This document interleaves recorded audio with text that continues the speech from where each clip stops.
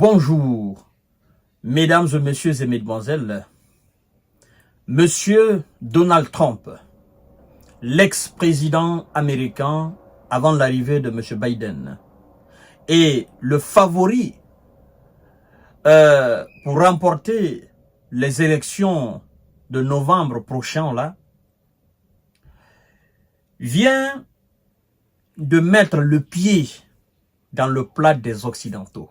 Il vient de tout chambouler. Il vient de tout mélanger. Monsieur Trump menace de suspendre toute aide américaine à l'Ukraine. Il en a marre. Il en a marre que l'Amérique ait des problèmes à l'intérieur même de l'Amérique et que des sommes faramineuses soient votées par le Congrès américain pour venir aider l'Ukraine face à la Russie, sachant très bien qu'il n'y a aucune chance de l'emporter face à l'armée russe. Monsieur Donald Trump n'est pas du tout d'accord. Et c'est la raison pour laquelle d'ailleurs les Occidentaux sont inquiets. Surtout les Européens sont inquiets. Ils sont inquiets à tel point que, il y a juste 2 jours, ils ont fait une réunion où ils disent l'OTAN va dorénavant remplacer les États-Unis dans l'aide apportée à l'Ukraine. Qu'est-ce que ça veut dire?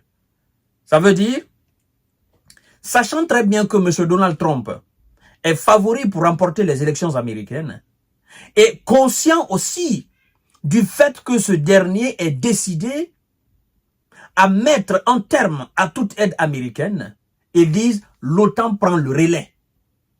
Le relais de toutes les aides que l'Amérique peut envoyer dorénavant à l'Ukraine. Donc l'OTAN, les pays de l'Europe, de l'Asie qui font partie de l'OTAN. Donc si l'Amérique devrait dans l'avenir voter 100 milliards, 200 milliards, 300 milliards, 1000 milliards pour l'Ukraine, dorénavant, cela sera réparti entre les pays d'Europe, les pays de l'Asie qui font partie de l'OTAN, je veux dire la Corée du Sud, le Japon et Taïwan, tous ces pays, Australie, machin, tous ceux qui sont dans l'OTAN. Ça ne sera plus grosse somme de l'Amérique, n'est-ce pas, pour l'Ukraine, et puis les autres vont voter des petites sommes. Ils pensent qu'ils sont plus intelligents que les autres. Mais puisque nous savons que depuis le début de cette situation, parlant de l'OTAN, c'est l'Amérique qui est toujours devant parce que eux-mêmes ils ont fait leur classification des pays qui ont le plus apporté à l'Ukraine. C'est l'Amérique qui est toujours devant. Après, c'est l'Allemagne.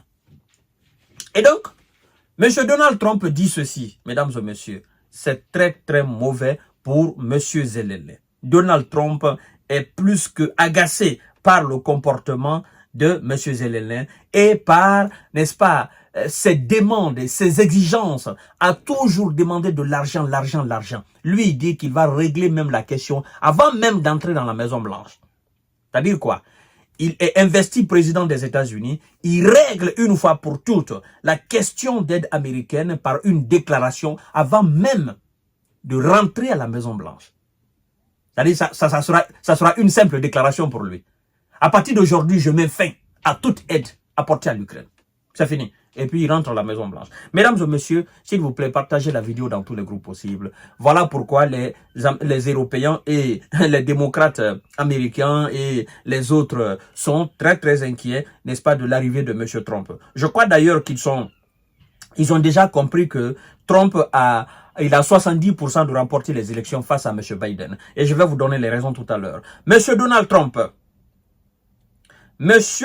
Donald Trump, d'accord, menace de suspendre toute aide à l'Ukraine. Lors d'un rassemblement de campagne à Détroit, c'était à Michigan, organisé par l'initiative de l'organisation Turing Point, n'est-ce pas, US, Donald Trump a critiqué l'ampleur du soutien à l'Ukraine et il dit ceci, mesdames et messieurs, dans son discours, l'ancien président et candidat critique l'aide à l'Ukraine dont les demandes ne finissent jamais. Il dit ceci, mesdames et messieurs, c'est Donald Trump qui parle maintenant. Il dit, je cite, « Je pense que Oui, ne finit jamais. Il dit, je pense que Zelensky est peut-être le plus grand vendeur de tous les politiciens qui ait jamais existé. Le plus grand vendeur. Vendeur de quoi? C'est ça. Trompe pas les yeux partout. Vendeur de quoi? Vous savez, c'est sorti un peu de gauche à droite par même des médias européens en disant que la plupart des armes que les États-Unis envoient à l'Ukraine, il y a une très grande quantité qui sort par les portes officieuses et qui vont ailleurs. Et un certain nombre d'élites, n'est-ce pas, de l'Ukraine, empochent des sommes faramineuses. Vous comprenez?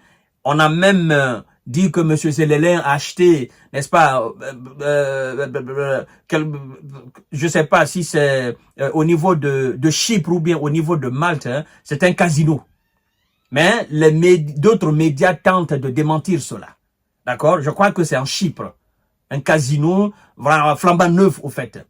Donc, l'argent là, il enlève où? À un moment donné, on a dit qu'il a acheté une villa à Monaco. Mais d'autres médias aussi ont tenté de démentir cela. Parce qu'ils ont dit, bon, ce sont des propagandistes russes qui sont en train de coller ces trucs-là, M. Zelensky.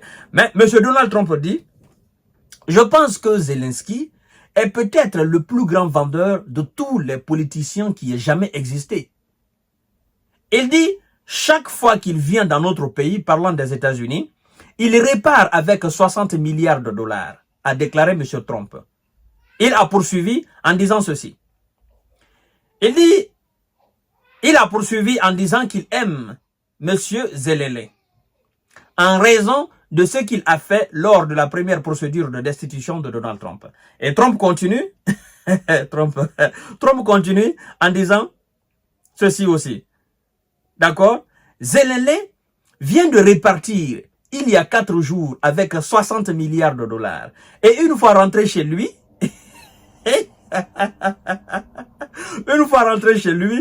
il annonce qu'il a besoin de 60 autres milliards. Et ça ne finit jamais, ça ne finit jamais. Je réglerai cette question avant de prendre la Maison Blanche en tant que président élu.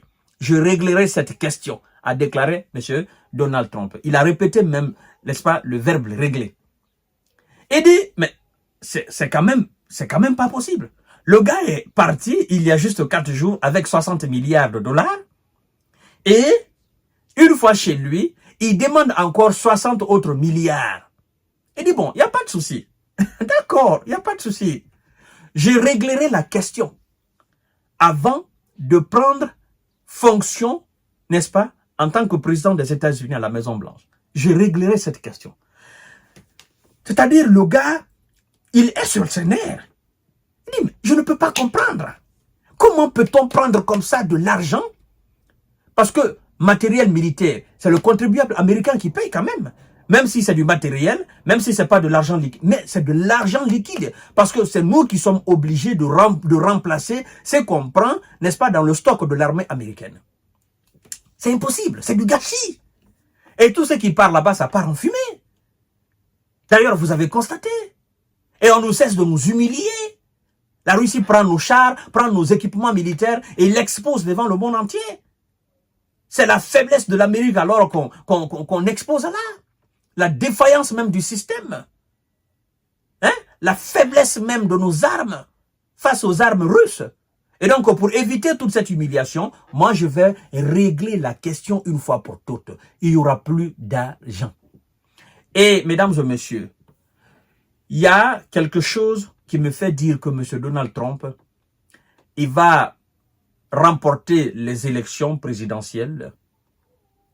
Vous savez, au niveau européen, prenons l'exemple sur l'Europe.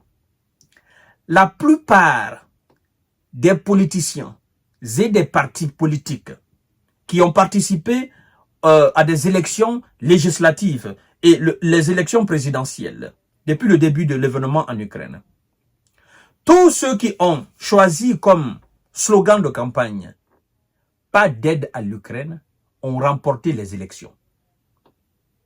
Tous ceux qui ont dit règlement pacifique du conflit ukrainien ont remporté les élections. Nous avons vu le cas de la Slovaquie avec M. Robert Fico. Nous sommes en train d'assister quelque chose de très très différent que les gens ont l'habitude de voir en France. D'accord? Des gens qui ont battu M. Emmanuel dans les urnes au niveau des eurodéputés. Et ce sont des gens, effectivement, qui veulent mettre fin à l'aide apportée à l'Ukraine. Ce sont des gens qui veulent régler la situation autrement que d'envoyer de l'argent, que de dépenser comme ça sans réfléchir. Les gens en ont marre. Et donc, si Trump, lui, il dit qu'il va régler la question une fois pour toutes, les Américains en ont marre. Parce que, quand je parle des Américains, je parle du peuple américain. Je ne parle pas de ces quelques personnes qui sont au niveau du Congrès et des machins qui sont à la Maison-Blanche. Je parle du peuple américain. Du peuple américain qui ira voter pour Trump et pour Biden.